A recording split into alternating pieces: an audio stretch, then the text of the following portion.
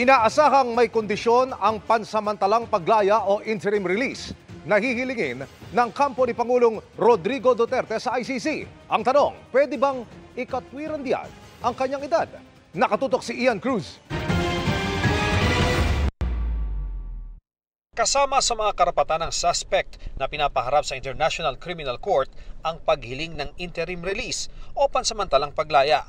Nakasa dito sa ilalim ng Article 60 ng Rome Statute na basehan ng pagtatag ng ICC. Nauna nang sinabi ng legal team ng inarestong dating Pangulong Rodrigo Duterte, yan ang kanilang agad na hihilingin sa oras na humarap sa ICC. Sabi ni Attorney Joel Butuyan, isa sa 5 Pilipinong nasa list of counsel ng International Criminal Court, may mga kondisyon ng aplikasyon para sa interim release. Consideration kung mag-escape siya. No? Pangalawa is, meron bang risk na he will intimidate, he will antagonize witnesses and the other parties, no, kung na-release siya. Pangatlo is, will he tamper with evidence? Hindi raw kasama sa konsiderasyon ng korte ang edad ng nasasakdal. Hindi consideration yung health niya, hindi consideration yung matanda siya. Kasi yung health niya, dadalhin siya sa hospital, gagamutin siya, and then babalik din siya sa kulungan. Matanda siya, halos lahat ng mga detain ngayon doon, halos kaedad niya. Hindi rin daw madaling makakuha ng interim release mula sa ICC. Hindi ganun kadali. Talagang kailangan mong, the burden of proof is on the part of the accused, no, to convince the judges that you will not fly away, no, from the court of jurisdiction.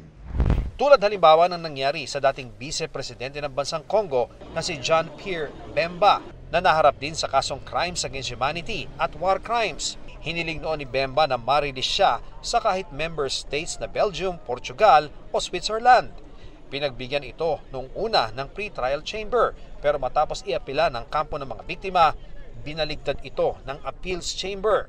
At sakaling maipagkalooban ng interim release halimbawa, ang dating Pangulo, malabo rin daw na makauwi siya basta-basta sa bansa. Very remote yun kasi yung pag-issue na lang ng warrant of arrest sa kanya. In-issuean siya ng warrant of arrest dahil ang premise nun and ang assessment ng ICC is that he is not going to voluntarily go to the ICC and participate in the case. So meron ng ganong agam-agam yung ICC na talagang hindi siya cooperative